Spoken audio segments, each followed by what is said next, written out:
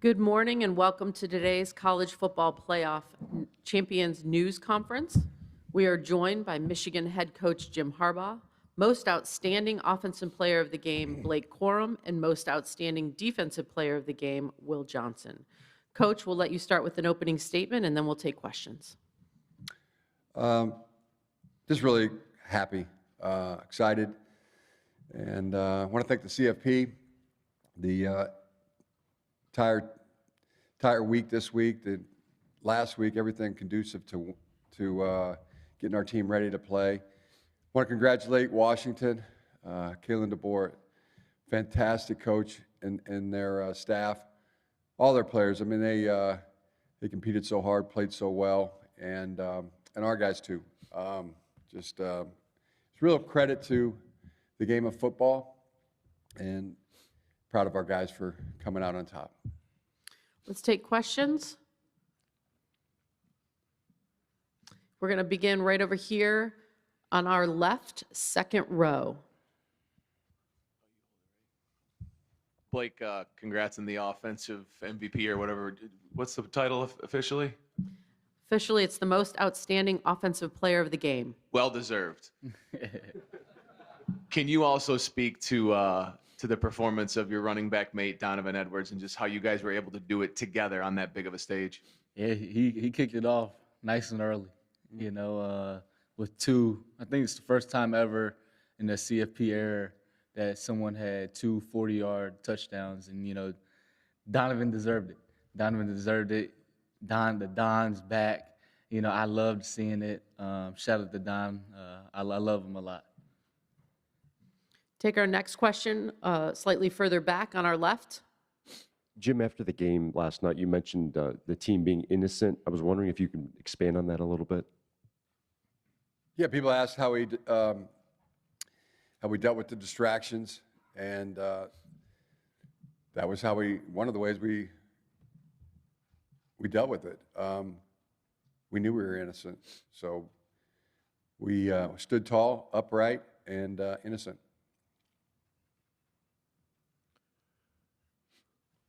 Have our next question over here on our right side, third row. For both players, last year at this time, you guys certainly had the feeling you could run it back again and be here again. I know, Blake, you're leaving, but Will, do you get the same sense that you guys can run something back again next year? Yeah, definitely. I mean, we got a great group of guys that'll be back next year that are super talented in my class, and other guys that'll come back too. So I'm just ready to keep enjoying this right now while I can, and get back to work whenever we get started again. Blake? Yeah, I definitely think the guys will run it back. They know what it takes. They know what it's like, and something Coach Harbaugh always says is don't get a big head. And none of the guys on the team will have a big head after this win. Obviously, we'll enjoy the moment right now, but the guys will be ready to go back to work with Coach Herb and with their coaches. And I definitely believe the Wolverines will be back. Going to come here to the middle aisle on our right, third row. Kirk Bowles from the Austin American-Statesman.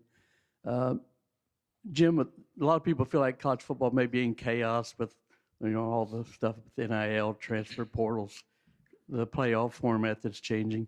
Do you think it's a sustainable model? And if you could change one thing about college football, what would it be? The thing I would change about college football is to let the talent share in the ever-increasing revenues. We're all robbing the same train, and the ones that are, in the position to, do the heavy lifting, the ones that, risk life and limb out there on a football field are the players, and not just football players, student athletes. The organizations are fighting hard to keep all the money. The universities, the NCAA, the conferences, and it's long past time to let the student athletes share in the ever-increasing revenues. I mean, it's billions. I mean, I keep reading facts and about how much money's being made.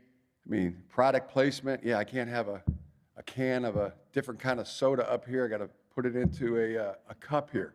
I mean, everybody is, they're maximizing every single revenue source there is, and but they're not sharing it with the talent. I mean, and there's no business that would ever fly. I mean, the Supreme Court has said the same thing. So, yeah, that's a big one. Yeah, I would change that one. And there needs to be a voice for the young people, the student athletes. Right now, there is no voice. I mean, there are armies of attorneys, and I've seen them, at the NCAA, I've seen them at the universities, the conferences, and then, if they don't have enough firepower legally, I mean, they go out and hire, the tall building law firms, and they get more firepower. It's just, but there's no voice for the student athletes right now, and it just needs to change. That's a wrong needs to be righted, and I'm starting to compile a list of just the excuses that people give, for not. It's complicated. Well, what about this? What about that? All I know is there's plenty there. There's some. I've simple math. I mean, anybody that's profiting off of the student athletes, me included.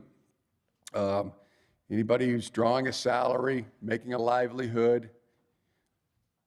A lot of people sitting here robbing the same train as well, that it could take 5 to 10% less of what they're getting. Every organization, universities, a lot of them that are, collecting that money tax-free. At least if you gave it to these guys, it'd go back into the economy, through taxes. The NCAA, the conference commissioner, the Big Ten office, all the conferences, 5 to 10% into a pool. That's one way. And things happened fast this year. You saw it. I mean, people say it's complicated or it takes time. We saw a lot of change, in 1 year, just this year.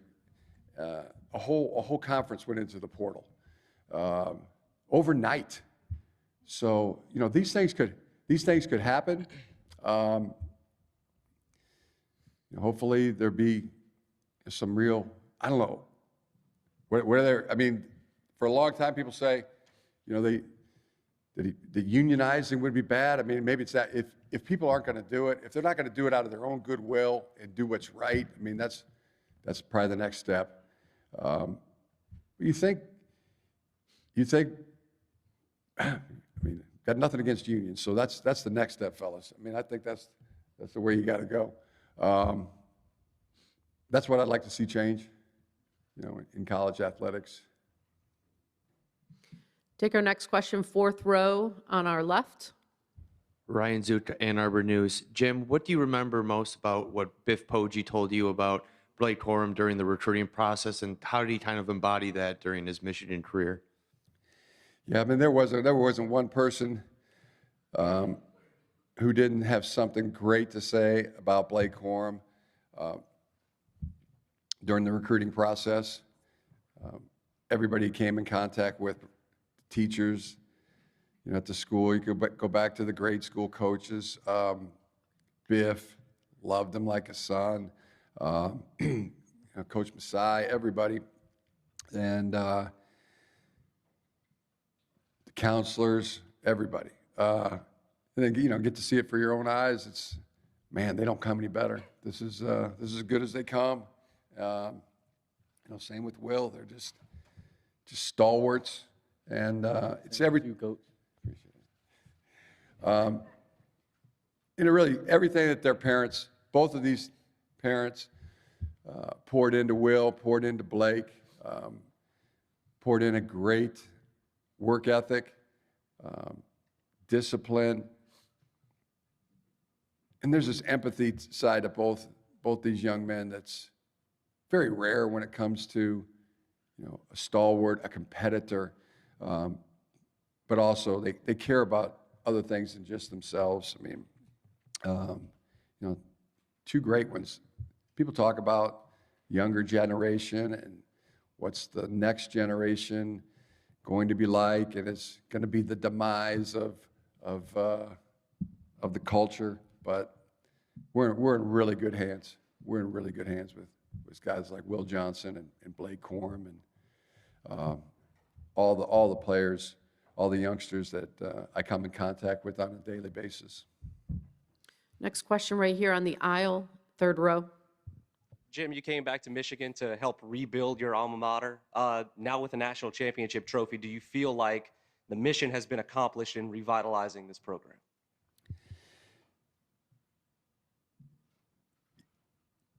It's been a team effort all the way. Nothing fancy, no surprises, just good old-fashioned, roll up your sleeve, hard work and teamwork. It's been a beautiful thing. It's so often the goal is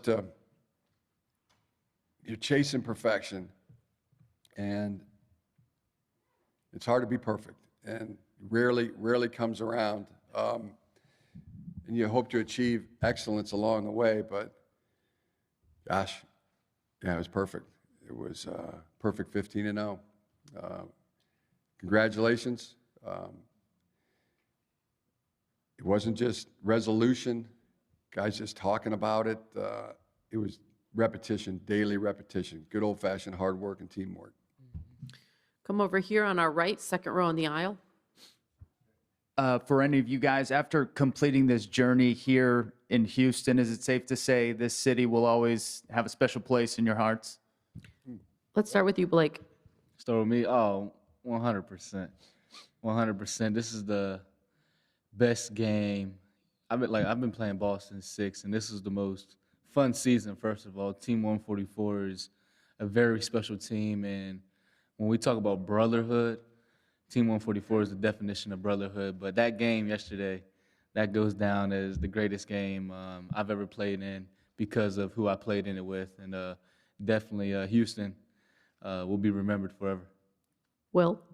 Yeah, definitely. I mean, it's my first time being out here, but like Blake said, just having these memories with my teammates, just enjoying these last days we had with this Team 144, it's meant a lot, meant everything. And that game, I'm still trying to grasp everything that happened yesterday, but it's a great feeling. Yeah, likewise. We had a great time here in January of 21 with the family, Sarah and the kids. We're here for the Bear Bryant Award, and my little guy Johnny, I mean, he wants to be an astronaut now because of that experience and going to NASA.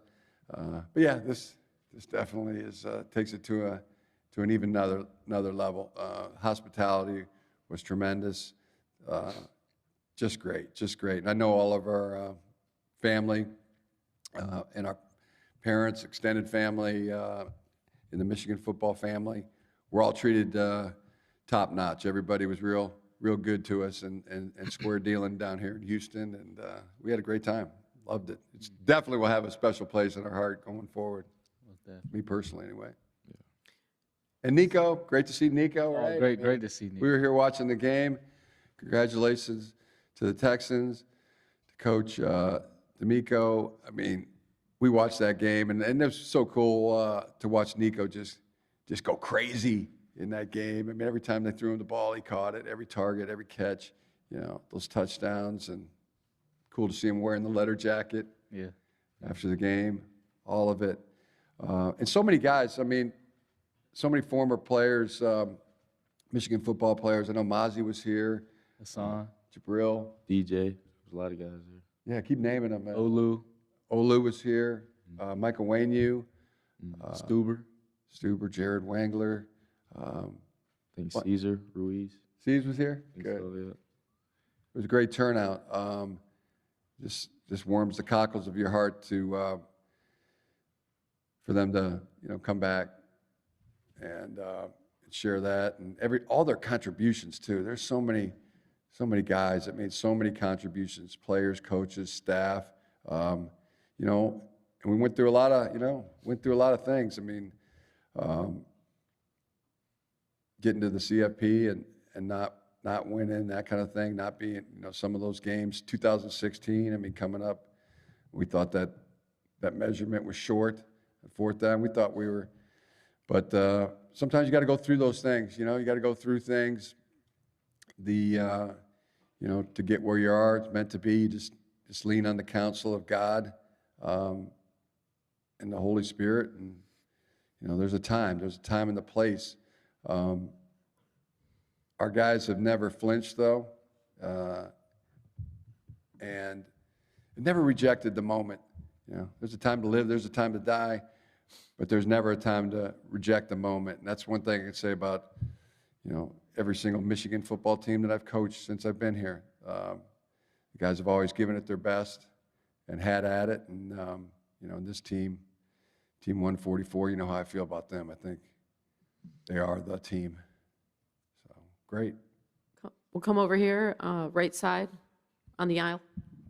Jim, you've got a very powerful voice about these issues you've been talking about for a while. I don't want to put you on the spot, but would you be willing to meet with some of the stakeholders, right? You know, maybe a Charlie Baker at the NCAA, some of these people representing the players, trying to get them, you know, trying to form a union or representation?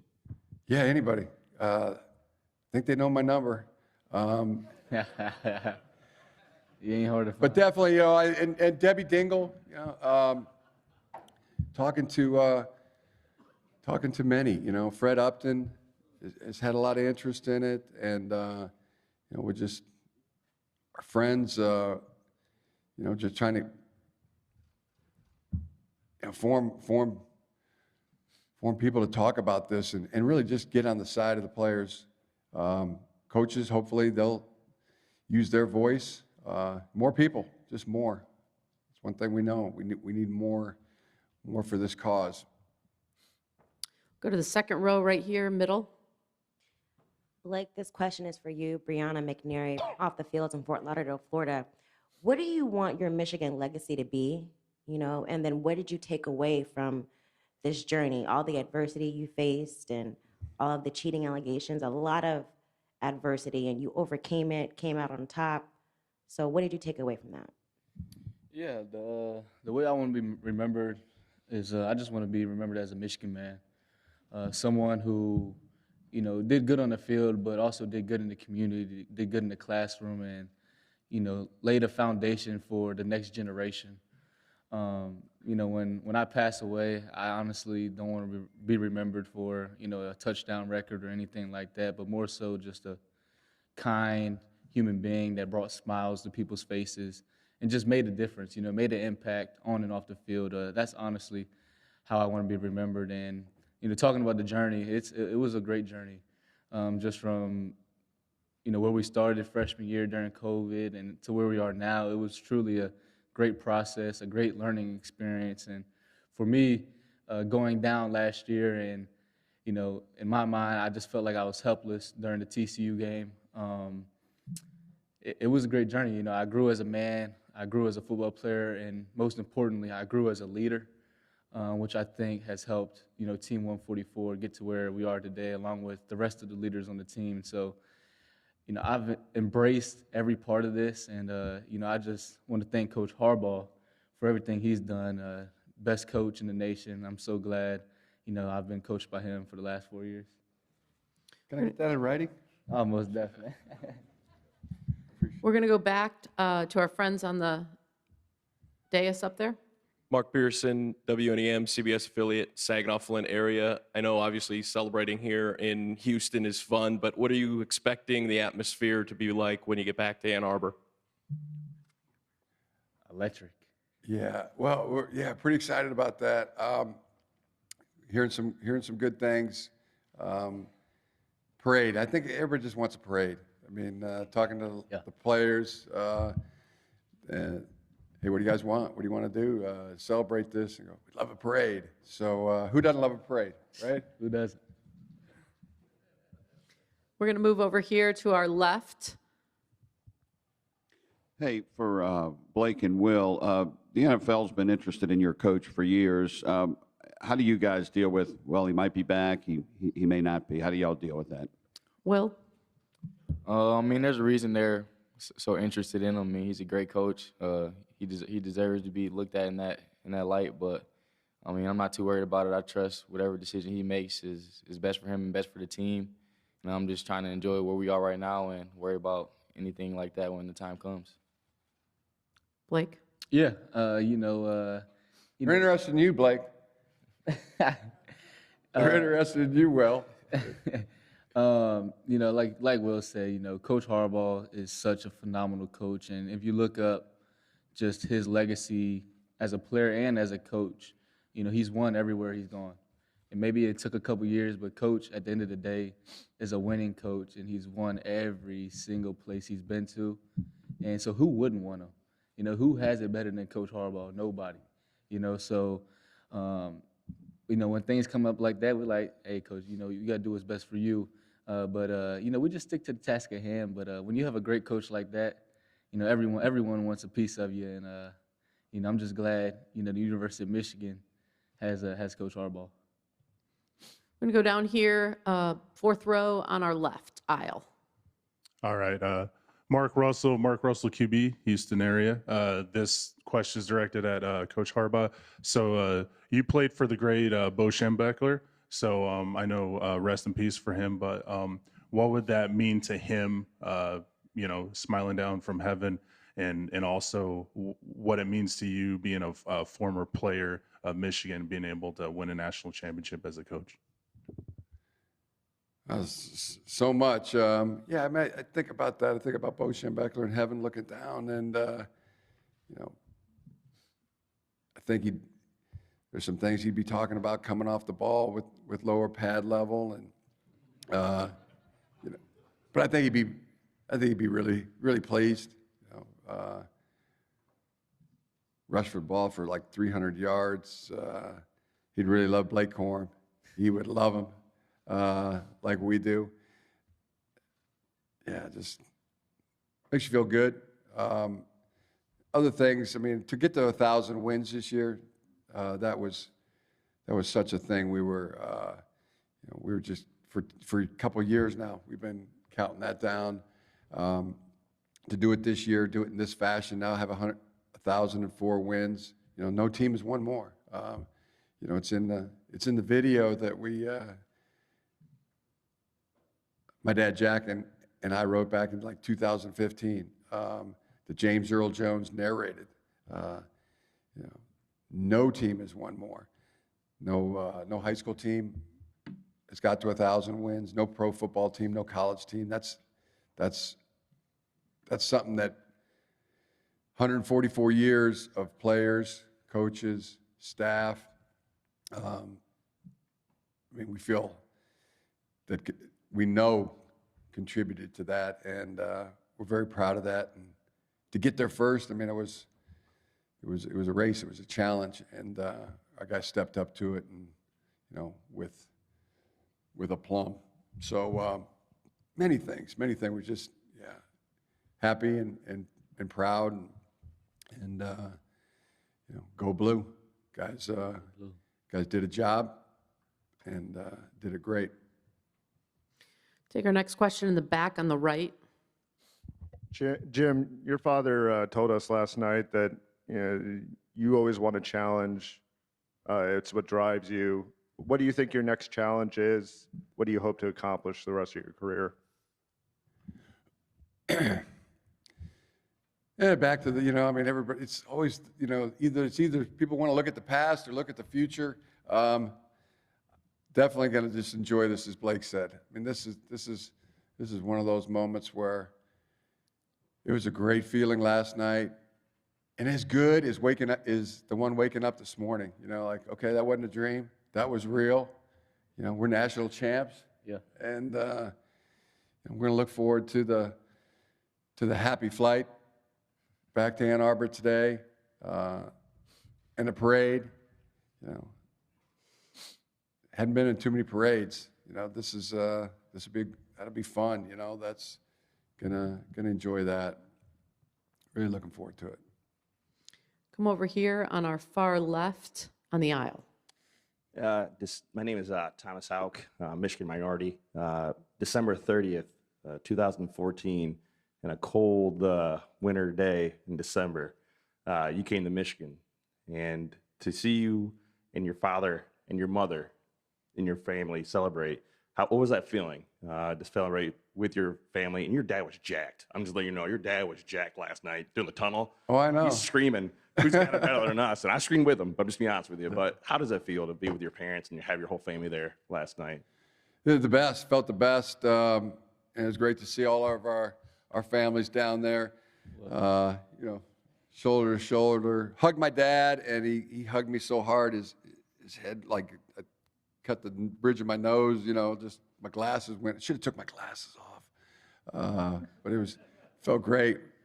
Mom, brother, sister, brother-in-law, sisters-in-law, nieces, nephews, just everybody, all the families, together was beautiful. Beautiful thing. Felt great. Yeah, and that was I remember it well. That was a very cold, wintry day, and temperatures in the minuses. That was like what a day. We love the changes of the seasons in Ann Arbor. Love these guys. Love the way they just they rise to the challenge. They never get bitter. They get better. It's just a great time. Great. A lot of things you're thinking about, nostalgia and things, and just a really good feeling. Thank you for the question. We can take our final question right over here on the right on the aisle. Yeah, Coach Harbaugh, Chuck Culpepper from the Washington Post. The day you were hired, think about it, here you were hired at a place for which you had a deeper and stronger affinity than most coaches when they're hired somewhere, I think it's fair to say. And then for the first 6 seasons, you were usually very, very good, but still trying to get to great where you are now. How hard were those 6 seasons? How trying were they in retrospect? I don't know. I don't know how hard they were. I never really looked at it as hard. I don't.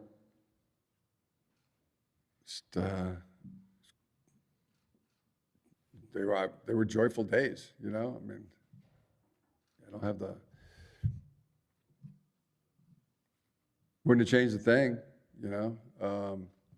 I got a few regrets. But just a few, and just some of the best times. And like I said last night, I mean, what an exclamation point our guys put on this season. Took on all comers. We're the last one standing. Feels great to be the champs, and I get to. I mean, in my own family, to be my dad's won a national championship. My brothers won a Super Bowl. I mean, it's really cool. Feel like I can hold my head up high now, at least be at their same level. Not sit at the kids' table anymore. Get to join the big person's table.